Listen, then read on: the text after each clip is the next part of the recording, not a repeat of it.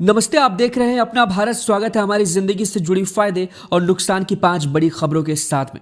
सबसे पहले आपको बता दें कि आज है 2 जनवरी और 2023 का यानी कि साल का दूसरा दिन है और तमाम बड़ी खबरें हैं जिसको लेकर के आज मैं आपको बताऊंगा कि आखिरकार क्या कुछ बड़े बदलाव हुए हैं हमारे जीवन की जुड़ी हुई चीज़ों के साथ में। पहला, आपको बता दें कि केंद्र की मोदी सरकार ने नए साल पर सभी देशवासियों को बहुत ही शानदार तोहफा दिया है और 1 जनवरी से छोटी बचत की जितनी भी योजनाएं हैं उनकी ब्याज दरों को बढ़ा दिया है। इसमें डाकघर से जुड़ी प्रमुख बचत योजनाओं की ब्याज दरों में बढ़ोतरी की गई है। वहीं आपको बताते चले कि इस योजना में राष्ट्रीय बचत प्रमाण पत्र, डाकघर सावधि जमा और वरिष्ठ नागरिक बचत योजना शामिल है। वहीं पीपीएफ की दर में कोई बदलाव नहीं किया गया है।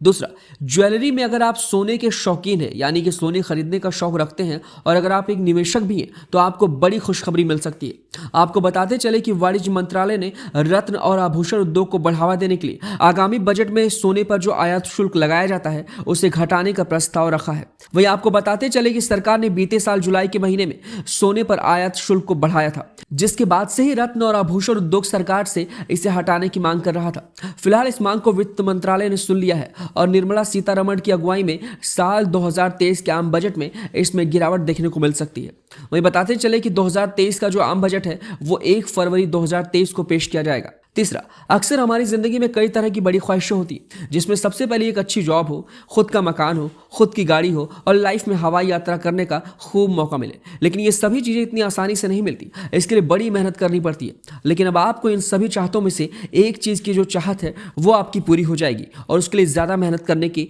ज़रूरत नहीं पड़ेगी। अगर आप नए साल पर घूमने टहलने के लिए या कहीं भी हवाई यात्रा करने का प्लान बना रहे हैं तो आपके लिए एक बहुत ही शानदार खबर आई है।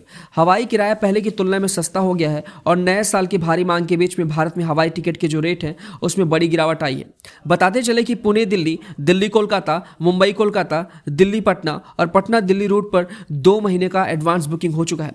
वहीं आपको बताते चले कि एयरलाइंस के दामों में जो गिरावट है उसकी वजह है कच्चे तेल की कीमतों में गिरावट। चौथी, ये खबर वाकई में आपके दिल को बहुत सुकून पहुंचाएगी। अगर आप प्राइवेट सेक्टर में जॉब करते हैं, अक्सर आप भी इन हालातों से कभी ना कभी रूबरू हुए होंगे कि भाई छुट्टी के दिन आपको सुकून नहीं मिलता और ऑफिस से आपके साथी या आपके बॉस की कॉल आती है और ऑफिस से रिलेटेड तमाम तरह के सवाल पूछे जाते हैं कि भाई मेल का क्या हुआ, कन्फर्मेशन आया कि नहीं आया, डेटा भेजा कि नहीं भेजा। अब इस तरह के जो सवाल है वो आपसे नहीं पूछे जाएंगे।